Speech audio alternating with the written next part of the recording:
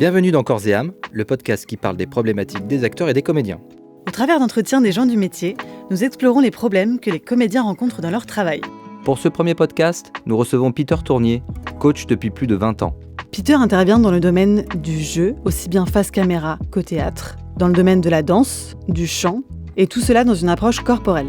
Dans cet entretien, il va nous faire partager ses valeurs, l'exigence dont l'artiste doit faire preuve, et aussi sa manière de se positionner face à ses collaborateurs. Il nous rappelle une question fondamentale. Pourquoi on fait ce métier ? Quand tu fais des coachings, par exemple privés, où tu vois des gens en tête à tête, et j'imagine tu dois jouer peut-être le rôle de confident. Les gens doivent aussi te partager leurs expériences intimes, enfin leurs problèmes intimes. Est-ce que il t'arrive de jouer le rôle de psychologue un petit peu parfois ? Oh, je me prétendrai pas du tout psychologue parce que j'ai pas les études qui correspondent, mais par contre, ce qui se passe, c'est que si on prend le cas des artistes, en fait, pour pouvoir accéder à une certaine émotion, à une certaine justesse dans leur jeu, il va falloir qu'ils travaillent de toute façon sur eux. Et pour ne pas être limité ou ramener le rôle totalement à eux, notamment quand ils entrent dans des rôles de composition importants, il va falloir de toute façon qu'ils fassent un peu, entre guillemets, le ménage émotionnellement. Et on se rend compte que, évidemment, la vie, le parcours de vie, est peut-être bloquant. Notamment, ça peut être sur plein de pans différents. Ça peut être éducatif, ça peut être des traumas plus ou moins profonds. Et là, évidemment, le rapport au jeu, le rapport à la proposition artistique, à la proposition créative, va pouvoir être bloquante à certains endroits. Donc, du coup, là, moi, ce que je fais, mais alors toujours en attendant que ça vienne d'eux, j'écoute ou j'observe, en fait. Et donc, mon idée, c'est de pouvoir les accompagner là-dedans au mieux possible, en sachant toujours que, je leur précise bien que ceux qui sont maîtres de ça, c'est eux, que ce sont à eux de livrer ça ou pas, et que à aucun moment il n'est intéressant et il n'est important de toute façon de forcer ça. Voilà, il faut vraiment y aller petit à petit. Si on prend par exemple l'exemple d'un trauma, comme dans tout trauma, je pense, il faut vraiment pouvoir y aller step by step, prendre confiance, reprendre confiance dans certaines zones émotionnelles, par exemple, et donc de toute façon la provoquer pour pouvoir obtenir un résultat. Ça peut laisser des blessures, des traumas encore plus importants, qui sont pas souhaitables du tout. Hein. De toute façon, les artistes vivants, leurs outils, ce sont eux. Donc une blessure émotionnelle, ça peut être comparatif à une blessure physique. Ça peut mettre du temps à guérir. Ça peut amener des peurs. Ça peut amener du mal-être. Et je pense vraiment que le mal-être est pas du tout productif en termes créatifs. Donc, quand tu fais un travail avec les artistes sur le corps notamment, quel est le but pour toi ? C'est qu'ils lâchent prise, c'est qu'ils prennent conscience de leur corps pour mieux jouer ?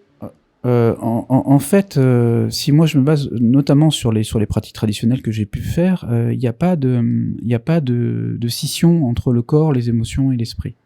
Voilà. Et donc du coup, mon travail principal, ça va être de réunifier les consciences pour justement comprendre que une proposition corporelle va amener de l'émotionnel, va amener de la créativité. Voilà. Donc vraiment, c'est de ramener tout ça à la source et puis réharmoniser les différents mondes, comme on dit, pour pouvoir être totalement dans une maîtrise créative, en fait. Tout à l'heure, tu as parlé d'artiste. J'embraye, du coup, j'en profite. C'est une question très large, mais c'est quoi pour toi un artiste ? Alors, c'est très large, effectivement. Ça peut être très différent. Pour moi, l'artiste, c'est quelqu'un qui va ressentir quelque chose du monde et qui va avoir envie de le partager. Voilà. Donc ça peut être une perception, ça peut être une sensation, ça peut être une émotion. Et donc son travail, ça va notamment être celui-là, c'est-à-dire de pouvoir savoir quel média il va choisir pour transmettre son émotion. Ça peut être acteur, ça peut être peintre, ça peut être auteur, ça peut être réalisateur. Mais j'ai l'impression que l'artiste a une perception très particulière du monde et qu'il a vraiment envie de la partager. Est-ce que selon toi, la souffrance est inhérente à la création artistique ? Ah non, pas du tout. En fait, moi, je pense même que c'est un métier qu'on peut pas faire en souffrance. Voilà, je pense que c'est un métier qui va demander et je pense que là, c'est vraiment pas à confondre, qui va demander de se confronter à soi, dans toutes ses émotions, on parlait tout à l'heure des traumas, par exemple, de se remettre, de savoir remaîtriser ces zones qui sont parfois conflictuelles, pour pouvoir livrer le plus possible sur scène, sur le plateau, ou sur le set, devant la cam, ou dans une danse, etc. Mais alors, par contre, je pense que c'est tout le contraire. Je pense que ça permet un sentiment de bien-être qui est inégalable. Notamment dans le fait qu'on a l'impression, moi c'est ce que je vois dans les personnes que je coach en fait, ou que je dirige, j'ai l'impression qu'il y a une sensation de vie totale en fait sur le plateau. Et donc ce qu'on appellerait une souffrance, c'est-à-dire un déséquilibre provoqué qu'aucun metteur en scène provoquerait chez une actrice, chez un acteur, chez un artiste en général, une fragilisation volontaire, etc., pour amener dans une souffrance réelle, je pense pas du tout que ce soit utile. C'est la bonne méthode. Ouais, je pense vraiment que c'est même totalement contre-productif. Pour moi, hein, de ce que j'ai pu observer en tous les cas, j'ai l'impression qu'il faut jamais confisquer en fait à l'artiste sa parole, sa présence, ses émotions. Et quand on veut l'amener totalement là où on veut entre guillemets, mais sans lui laisser place du tout, quitte à le faire souffrir, je pense que ça ne peut vraiment rien avoir de productif. D'autant plus que moi j'ai connu des metteurs qui aimaient à provoquer ça, mais j'ai aussi connu des actrices et des acteurs qui du coup n'avaient plus du tout envie d'y aller en fait. Ils avaient plus du tout envie de travailler. Et donc là, en termes créatifs, à partir du moment où on est en souffrance, où on n'a plus envie d'aller porter quelque chose en plateau, on tombe sur des actrices, des acteurs qui tombent en dépression, qui sont vraiment malheureuses. Notamment, ce que je constate, c'est chez les jeunes actrices et les jeunes acteurs en formation, par exemple, les jeunes artistes en formation, où on leur dit en plus, le métier, ce sera ça plus tard. Donc parfois ils viennent sur une séance, ils sont en souffrance totale, ils vont se sentir jugés totalement. Et puis on leur dit en plus, non mais dans le métier professionnel, faut pas croire, il n'y a pas de bienveillance, etc., etc. Donc ce sera comme ça. Donc moi personnellement, je sais que j'aurais suivi une formation où je me serais senti dans cette optique-là. Je me serais dit, je vais pas faire ce métier en fait. C'est pour être en souffrance totalement. Donc je pense pas du tout que la souffrance soit inhérente au travail. Je pense que par contre, savoir se confronter à toutes nos émotions et être totalement équilibré entre guillemets à ce niveau-là, je pense que c'est important, mais je pense vraiment qu'il faut pas confondre les deux en fait. Dans ce métier, est-ce que c'est vrai ou pas que on va se confronter à des gens qui nous font souffrir peut-être, mais du coup, j'imagine qu'il faut se protéger. Et quels sont selon toi les moyens de se protéger, de couper? Pour moi, ne pas travailler avec les gens qui nous font souffrir. Bien sûr. Non, mais je sais que ça paraît facile à dire, mais en même temps, si on change jamais les choses, si on dit jamais non, le problème c'est que ça va continuer. Et là, on est dans des cas de souffrance, de maltraitance, d'abus qui sont tout de même dingues. Voilà. Donc, qu'est-ce qui fait qu'on accepte ça en fait? Donc, je pense que vraiment, faut pas l'accepter. Je pense que pour ne pas l'accepter, il faut penser à son positionnement. C'est-à-dire moi, quand je vais rencontrer un metteur en scène, un réalisateur, etc., peu importe le nom, comment je me positionne? Est-ce que je me positionne comme un artiste qui va venir proposer un savoir-faire dont un metteur en scène, un réalisateur va avoir besoin? Et donc, on va être sur une sorte de partenariat, si vous voulez, artistique, où on a besoin de moi, donc je vais aller travailler avec cette personne. Ou alors, est-ce qu'on se place en dessous du réalisateur, du chorégraphe, peu importe. Hein. Et donc, à ce moment-là, est-ce qu'il y a une possibilité, entre guillemets, d'emprise? Est-ce qu'il y a une possibilité de... Voilà. Je pense qu'il faut vraiment se positionner. C'est pour ça que l'identité artistique est très importante et qu'il faut vraiment y travailler fortement dans les formations, je pense, d'actrices et d'acteurs. C'est que plus vous avez un acteur qui est ancré, plus vous avez une actrice ou un acteur qui est sûr de lui, qui sait ce qu'il vient proposer artistiquement, et moins il y aura de fragilité et donc de souffrance. Je vais être pragmatique. Ouais. Tu te prends un exemple, un comédien ou une comédienne reçoit la chance de sa vie de pouvoir interpréter un premier rôle dans un long métrage. Chance, un tremplin, quoi. Difficile de refuser. Son Sauf que le réalisateur, c'est quelqu'un de tyrannique. Voilà. Qui, du coup, bon, tu vois, le dilemme. La question, c'est pas de savoir si on y va ou si on n'y va pas. Je pars du cas de figure qu'il faut y aller. Qu'est-ce que du coup, tu envisagerais dans ces cas-là, dans ce cas de figure? Mais moi, j'ai envie de te demander, il faut y aller, mais à quel prix? Voilà. C'est-à-dire que s'il faut y aller pour après être en souffrance, pour après avoir vécu un très très très mauvais moment, parce que c'est ce qui va se passer la plupart du temps en fait, hein, quand vous tombez sur quelqu'un de tyrannique ou avec emprise, ça va être des années derrière pour récupérer. Et puis après même artistiquement parlant, c'est-à-dire que vous en tant qu'artiste, quelle est la place qu'on va vous laisser pour pouvoir créer et faire des propositions artistiques en fait. Voilà. Donc vous vis-à-vis de votre métier, quel intérêt d'y aller? Voilà. Voilà, donc je pense qu'il faut se poser la question à la base. Et c'est pour ça que je vous disais que je pense que le positionnement est vraiment très très très très très important. Plus vous allez avoir des artistes qui vont savoir sur quelle ligne aller, où aller et comment aller, et plus ils se permettront justement de dire non à quelqu'un qui veut poser une emprise ou une tyrannie sur eux en fait. Voilà. Et alors là, comme on est dans des questions de pouvoir, en fait, la plupart du temps, hein, c'est des jeux qui sont en plus, ça peut être quand même assez dangereux, quoi. Ça peut être assez dangereux. Donc, pour moi, la seule façon de retourner ça, c'est justement de ne pas accepter, d'aller tourner avec un réalisateur, une réalisatrice, dont c'est plus souvent les réalisateurs quand même, mais dont on sait qu'il y a des problèmes sur les plateaux, dont on sait que voilà que on va se faire, on va être remis en question, on va être démonté, on va venir en souffrance, parce qu'encore une fois, mais vraiment on est sur la source. Hein. Pourquoi on fait ce métier? Pourquoi on le fait? Est-ce que c'est juste pour pouvoir avoir la chance d'avoir une carrière de lancer? Ou est-ce que c'est parce qu'on sent qu'en montant sur le plateau, et on s'apporte quelque chose de profond, on peut créer quelque chose, et puis on apporte quelque chose au public, aux autres, au monde, quoi. Voilà, je pense que la question fondamentale, elle est là. Et moi, j'ai jamais vu de choses extrêmement profonde qui découlait d'une tyrannie quelconque en fait. Quel type de blessures tu rencontres chez les comédiens et les comédiennes qui viennent te voir ou alors pourquoi ils viennent te voir? Alors moi majoritairement ils viennent me voir pour deux points parce que on me dit et on constate en général que il n'y a pas assez de propositions corporelles dans l'acte de création hors de la danse. Voilà, quand on est comédienne, comédien, chanteur. Donc on vient me voir pour ça beaucoup. Et puis aussi très souvent parce que justement il y a eu quelque chose qui a été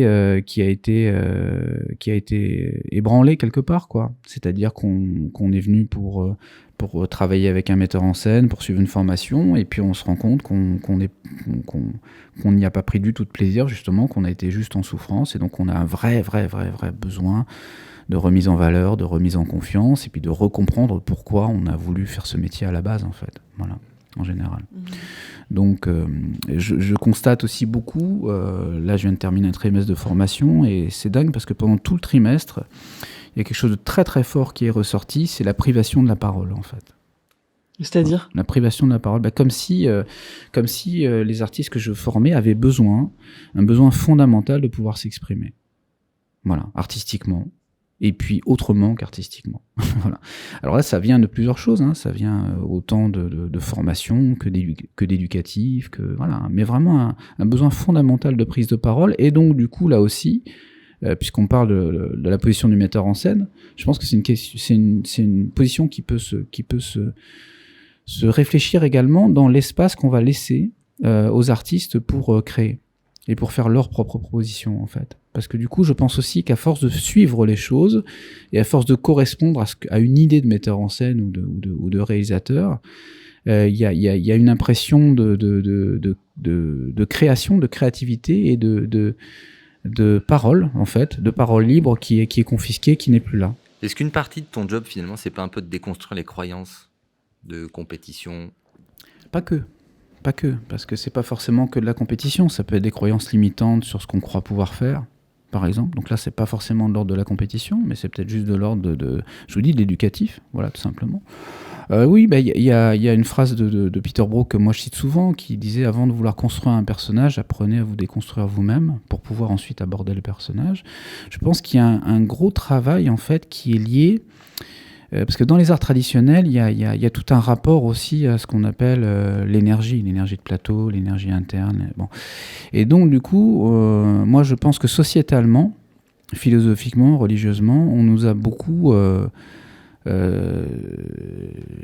sclérosé en fait. Voilà. Et que le plateau appelle à tout le contraire.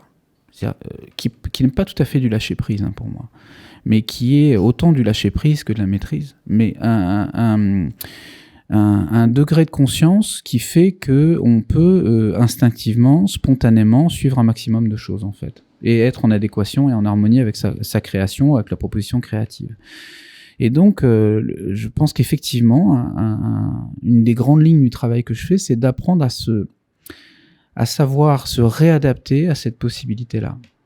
À cette possibilité de... C'est pas une neutralité, hein, mais c'est cette possibilité de conscience qui fait qu'on va pouvoir suivre ce qu'on a envie de suivre en termes créatifs, en termes émotionnels, sans se sentir bloqué par plein de choses. Hein. Un exemple, par exemple, c'est que si vous avez des gens qui commencent à ressentir des choses très très fortement dans les formations, ben, ils s'en excusent.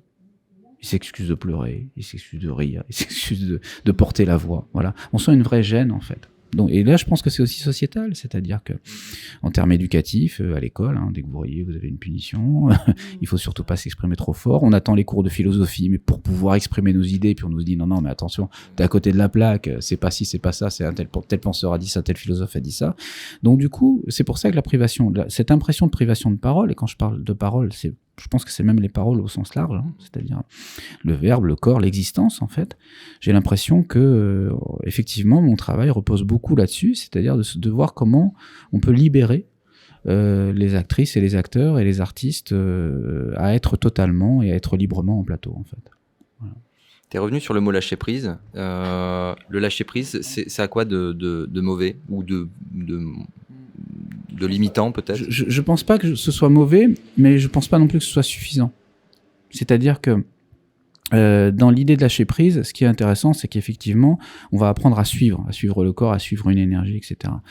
Mais j'ai l'impression, moi, que dans l'acte créatif en lui-même, il y a autant de lâcher prise que de maîtrise.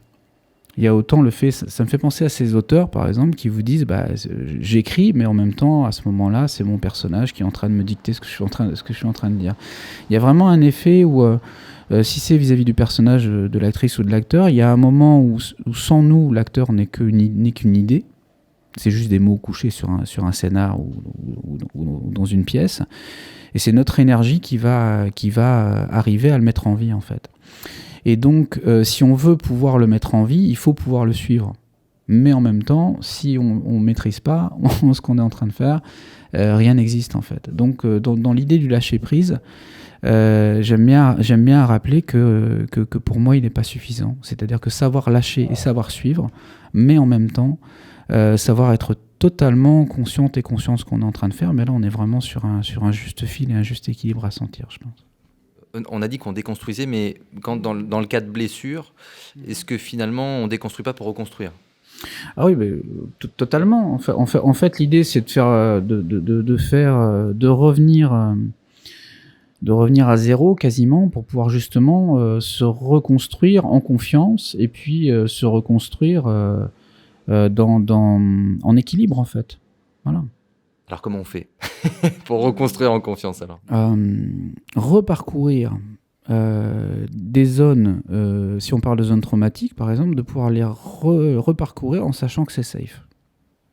Voilà. C'est-à-dire en se disant, je peux aller là, je peux entrer en contact avec mon partenaire comme ci, comme ça, il n'y a pas de risque. Donc ça veut dire que le traumatisme a été accepté en fait. Il a été accepté, ouais, tout à fait. C'est-à-dire il a été accepté, ou en tous les cas, on sait qu'en retournant dans les mêmes zones, on ne prend pas de risque. D'accord. Mais ça me fait penser du coup à la méthode de Stanislavski qui, pour entrer dans une émotion, lui, donc il y a la mémoire affective et il conseille de prendre un souvenir d'il y a plus de 7 ans. Je sais pas si tu as entendu parler de ça. Est-ce que pour toi c'est avéré? Est-ce qu'il faut pas prendre des souvenirs qui sont trop proches? Alors, moi là-dessus, je pense qu'il faut pas prendre de souvenirs. D'accord. Voilà. C'est aussi simple que ça, parce que, premièrement, là aussi, si on parle de rôle à incarner, le problème du souvenir, c'est qu'il nous est propre, Oui. et donc on va ramener le rôle à nous totalement. Ensuite, si c'est un souvenir traumatique, eh ben, ça va être à chaque fois réouvrir le même trauma. Alors là, je peux vous dire que j'ai vu des gens qui étaient vraiment à ce niveau-là, mais totalement détruits. Donc, je pense que c'est vraiment pas profitable.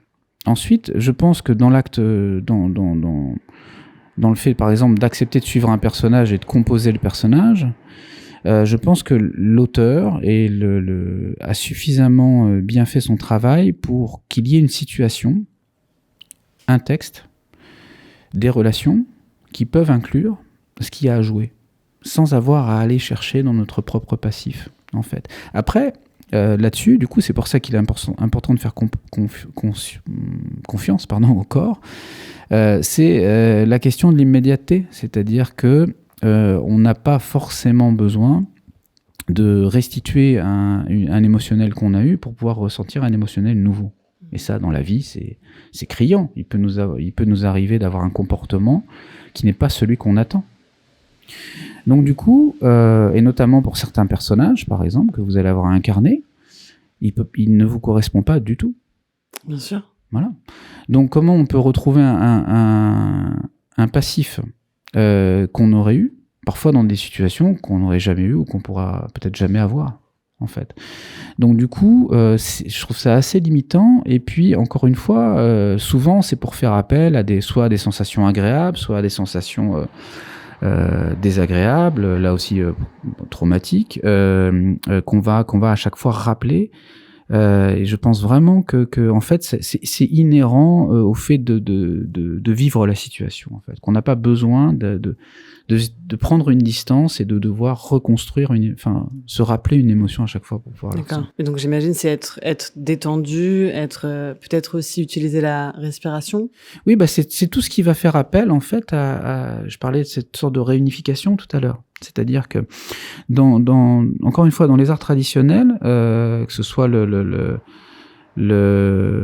conte, si je prends des arts comme du masque baliné, par exemple, le topeng, le théâtre no, en fait, on explique en général qu'il y a 3 mondes, mais bon, on va le retrouver dans plusieurs disciplines, comme le yoga, etc. C'est-à-dire qu'il y a le monde du corps qui va être situé au niveau du ventre, le monde émotionnel qui va être situé au niveau de la poitrine, et puis le monde de la pensée qui va être situé au niveau de la tête, etc. Et donc, là, il y a toute une série de travail à faire pour justement pouvoir réunir l'intégralité de ces mondes et pour pouvoir du coup se sentir totalement aligné, comme on dit, pour pouvoir après entrer dans les différentes matières créatives dans lesquelles on va avoir à rentrer. Alors ça va passer par l'ancrage, ça va passer par l'équilibre, par la stabilité, effectivement par la respiration, par le contrôle émotionnel, par la conscience articulaire, biomécanique du corps, par beaucoup de facteurs qui vont faire qu'en fait on va pouvoir se sentir totalement vivante et vivant en plateau. Voilà. Et là, de ce que j'ai pu constater, plus une actrice, un acteur va pouvoir se confronter au corps, aller loin dans le corps, et plus il pourra ou elle pourra aller plus loin après sur le plateau. Donc du coup, la question de l'entraînement physique, purement physique, est vraiment très très très important pour avoir une libération pleine et un équilibre plein en plateau, quoi. D'accord. Et du coup, ça peut passer par simplement faire de la danse ou du sport. Totalement. Après, la question, ça va être de là où est placée la conscience, en fait. C'est-à-dire que si on place notre conscience en nous, d'abord, l'intégralité de la proposition artistique qui va être partagée après va être différente. C'est-à-dire en termes émotionnels, en termes de mouvement, si ça part de vous, ça va être nourri d'une âme, comme on dit, ça va être nourri d'un sentiment, d'un feeling, on appelle ça beaucoup le feeling aussi, qui va faire que vous allez avoir quelque chose à partager. Après, et là, on a beaucoup de chorégraphes actuellement contemporains qui reviennent à cette source-là dans leur chorégraphie. Je pense à Akram Khan, à Ehud Naharin, etc., etc. Un peu plus anciennement, Pina Bausch, par exemple, qui avait vraiment une approche où il y avait un rapport à soi qui était vraiment très très important dans le mouvement. Je pense que si les pratiques vont dans ce sens, c'est-à-dire justement un sens qui revient en profondeur en nous pour ensuite être partagé, je pense que ça peut être de très bonnes pratiques, mais là aussi ça peut être tous les sports en fait. Hein, si on replace ça d'abord en nous et avec une recherche d'aller de se confronter à nous-mêmes entre guillemets, mais positivement, et d'aller plus loin en nous. On arrive à peu près à la fin là, des questions qu'on avait envisagées. Est-ce que tu penses qu'on est passé à côté de quelque chose et dont on pourrait discuter autour de cette thématique ? Non, on a évoqué la question du positionnement tout à l'heure, mais je pense que là, on est vraiment sur quelque chose de fondamental en fait. C'est-à-dire que même quand que le fait d'aller choisir de travailler avec tel réalisateur ou tel réalisateur, tel metteur en scène ou tel metteur en scène, ça n'est pas anodin. C'est-à-dire qu'il faut bien ressentir. Souvent, il y a la question de la légitimité.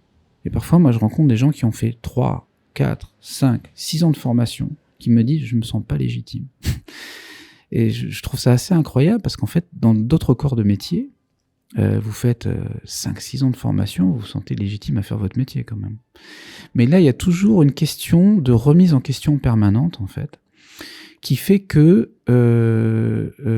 il y a une sorte d'exigence, si vous voulez, qui je trouve est amoindrie chez la personne qui va être apprenante ou qui va se poser en tant qu'actrice ou acteur. C'est-à-dire comme si leurs exigences ne comptaient pas.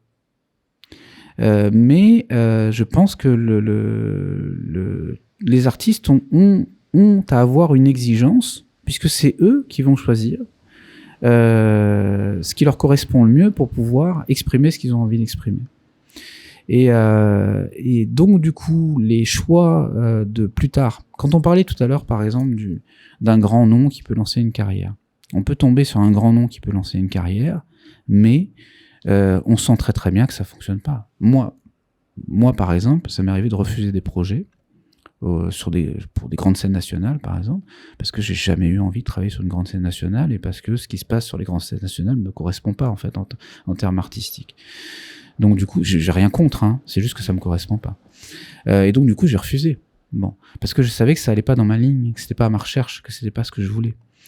Donc, du coup, je pense qu'il est important que, en termes de positionnement, donc, l'artiste sache aussi ce qu'il aime pas, là où il a envie d'aller, là où il n'a pas envie d'aller, ce qui lui correspond, ce qui lui correspond pas, et de surtout pas aller vers des choses dont on sait que c'est ni notre discours, ni ce qu'on a envie de porter, ni ce qu'on a envie de faire. Voilà. J'ai l'impression que c'est le genre de choses qu'on nous apprend peut-être pas à l'école aussi. J'élargis encore plus le truc, mais je veux dire, je pense que quand vous sortez en école, quand les acteurs et les comédiens sortent peut-être... Moi, je pense même qu'on n'est plus à l'école, en fait. C'est-à-dire, je pense que le terme d'école en lui-même, je pense que le terme d'élève en lui-même est problématique, en fait. C'est-à-dire que la plupart du temps, quand même, les gens si on parle de formation, hein, la plupart du temps, les gens qui sortent qui vont suivre des formations, ok, on tombe quand même sur des gens qui ont entre, on va dire, 18-30 ans, pour être, voilà. Et on tombe donc sur des adultes, en fait. Bon. Donc, on tombe sur des gens qui ont envie de quelque chose, qui se tracent un parcours, qui ont envie d'aller quelque part. Donc, du coup, on tombe sur des artistes en devenir.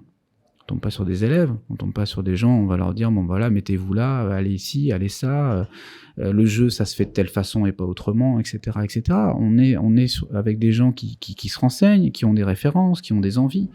Et donc, on est là pour partager avec eux leur envie de se révéler totalement, en fait. Voilà. Donc du coup, je pense que là, encore une fois, c'est vraiment cette question de positionnement, c'est-à-dire est-ce qu'on va venir formater dans des formations des gens en disant bon voilà, tu sais, l'art c'est ça, le théâtre c'est ça, le jeu c'est ça, ou alors de se dire bon ben voilà, moi ce que je lis chez toi c'est ça en fait. Voilà, j'ai l'impression que ton identité c'est ça, donc on va voir comment réussir à la faire se révéler au maximum. Mais d'ailleurs, moi, de l'impression que j'ai, pour les artistes qui font de longues carrières, ce sont des artistes qui ont réussi à trouver leur identité, qui ont réussi à trouver leur marque de fabrique, qui ont trouvé leur discours et qui le portent le plus loin possible, en fait, en général. Alors parfois, il faut du temps, il faut de l'expérience, mais je pense que ça peut être intéressant déjà de déceler ça dans des formations, dans des endroits de pratique où l'artiste est là pour se révéler totalement, en fait, et pas pour se conformer, je pense. Donc ça inclut un travail d'introspection et de se connaître déjà, enfin d'essayer de se connaître soi-même. Parce que quand tu parles de positionnement ou d'identité artistique, ça revient à parler aussi de l'univers de la personne. Bien sûr, totalement. C'est-à-dire de se dire pourquoi je fais ça. Alors la réponse n'est pas toujours évidente, puis elle est changeante. C'est-à-dire qu'on le fait pas forcément pour les mêmes raisons ou pas avec la même compréhension entre le début et puis maintenant. Bon, et puis plus tard. Mais de se dire ok, alors je vais être actrice, je vais être acteur, par exemple. Qu'est-ce que je vais pouvoir apporter, en fait, dans le paysage, dans le milieu? Quelle va être ma différence fondamentale, en fait? Moi, parfois, chez les personnes que je coach, quand ils viennent prendre un rôle, par exemple, ou préparer un rôle, ils travaillent beaucoup sur les références. Notamment chez les jeunes acteurs, garçons, par exemple, ça va être Leonardo DiCaprio, voilà, qui est une référence absolue. Avant, c'était Pacino, etc. Mais bon, voilà. Donc, on va vouloir être ou ressembler à Leonardo DiCaprio ou vouloir correspondre à la proposition d'eux. Mais là, il y a une différence entre s'inspirer, être admiratif d'un travail, et puis vouloir refaire la même compo, en fait. Voilà. Et je pense que vraiment, notamment ça, faire comprendre à des jeunes artistes qu'il est à aucun moment question de reprendre la composition d'un autre artiste. C'est-à-dire, moi, si je joue en Saint-Jean Leonardo DiCaprio, en fait, je suis copiste. C'est-à-dire, je reprends sa proposition artistique, en fait. J'ai pas le droit. Ce qui va être intéressant, c'est comment ça passe par moi et ce que moi, je vais proposer du rôle.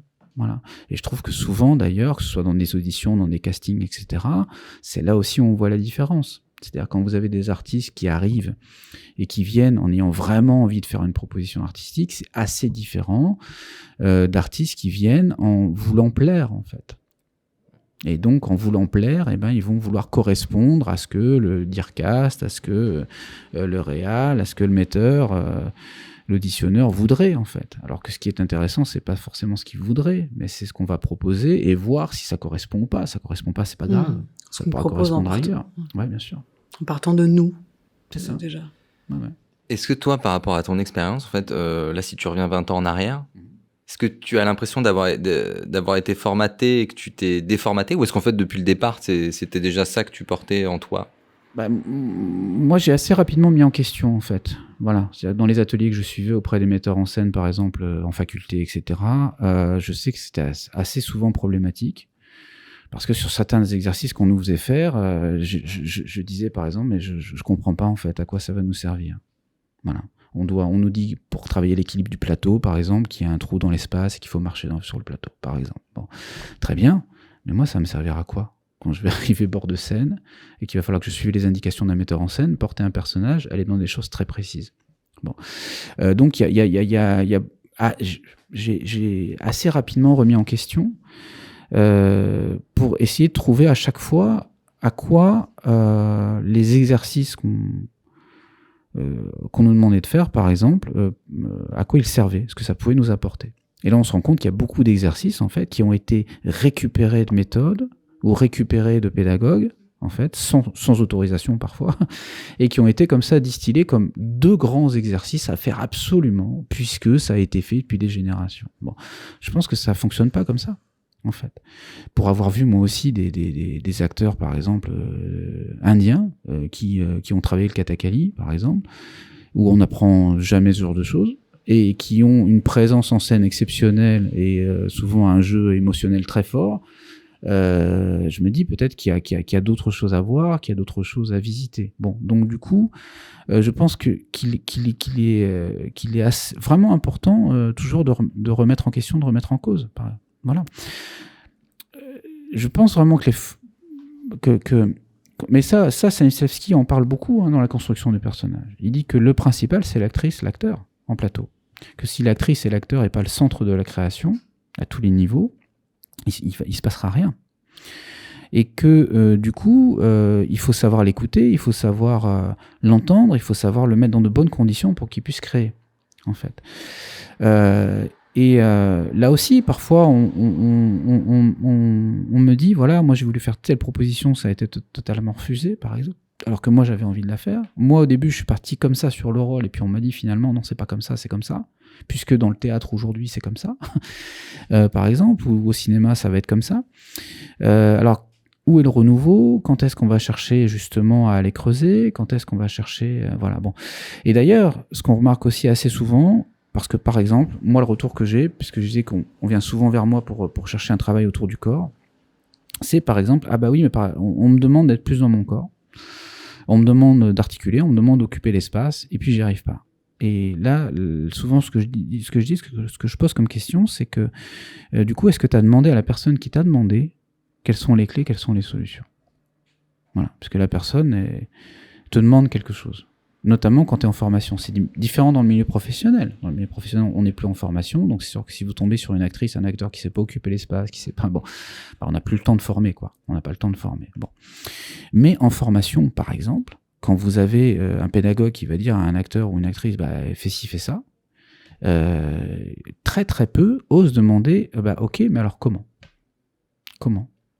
Voilà. Et donc, là aussi, il y a une question de positionnement. C'est-à-dire que je suis en formation, je paye une formation, je suis là pour suivre quelque chose. On doit pouvoir me permettre d'accéder à toutes ces demandes-là et de m'expliquer comment on fait, de me former à, en fait. Voilà. Et là aussi, très souvent, je remarque que c'est vraiment une question de positionnement, c'est-à-dire qu'on me dit, oui, mais moi, je sais pas, moi, c'est pas à moi de savoir, etc., etc. Oui, d'accord, mais c'est toi qui viens chercher quand même. Donc, tu as le droit d'avoir une exigence, et une exigence pointue sur ce que tu viens chercher. Et là, plus l'artiste s'écoute, a fait justement un travail d'introspection, plus il a ressenti son identité, plus il suit son intuition sur tous ces niveaux-là, et plus il va savoir les questions qu'il est en droit de poser, ce qu'il est en droit de demander et les exigences qu'il est en droit d'avoir. Quel conseil tu donnerais à de jeunes comédiens qui souhaiteraient se donner corps et âme pour leur art ? Pratiquer dans des bonnes conditions. Voilà, mais pratiquer. Si ce sont des artistes vivants, du coup, vraiment travailler leur outil, leur matière, c'est-à-dire le corps. Voilà, le corps, se confronter à ses émotions, etc. Et là, ça peut être même totalement en dehors du travail en plateau même. Hein. C'est-à-dire que plus on sait manier son outil, et plus on pourra le manier dans différentes perspectives, dans différentes demandes. Donc voilà, donc vraiment travailler en permanence, sans rechigner. Et je dois bien avouer que moi, la grande admiration que j'ai pour les artistes, puisque moi je suis leur accompagnant, c'est de remarquer qu'ils osent aller dans cette confrontation, qu'ils osent aller au plus profond d'eux-mêmes, au plus loin d'eux-mêmes pour pouvoir porter la vision d'un metteur en scène, la vision d'un auteur, ou leur propre vision, quand ils sont eux-mêmes les auteurs ou les metteurs en scène ou les porteurs de projets. Mais je trouve que c'est une abnégation, une volonté et un travail absolument exceptionnel de vouloir comme ça comprendre l'humain, comprendre la matière, pour pouvoir échanger des choses très très fortes avec l'autre et avec le public. Voilà. Merci. Merci Peter, c'était un plaisant échange. Merci à vous d'invitation, merci beaucoup. Cet entretien est disponible sur de nombreuses plateformes d'écoute, vous trouverez tout un tas de liens en description. Pour suivre nos travaux, n'hésitez pas à vous abonner à notre compte Instagram.